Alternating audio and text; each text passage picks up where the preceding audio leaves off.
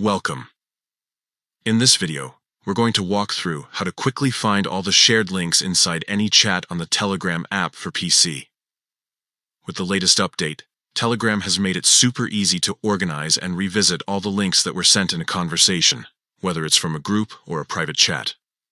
Let's dive right into it. First, open the Telegram app on your PC. Once it loads up, go to the chat where you want to check the shared links. It could be a one-on-one chat with a friend or a big group you're part of. When you have the conversation open on your screen, the next step is to look at the top of the chat window and click on the chat's name. This will open up the chat's information panel on the right-hand side. Inside the info panel, you'll find several options that help you navigate through the history of that chat. This is where you can manage media, files, and much more.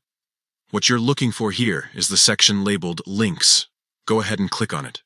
Once you select Links, Telegram will instantly display a neat list of every single link that has been shared within that chat. You can scroll through them, open them in your browser, or even copy them for later use.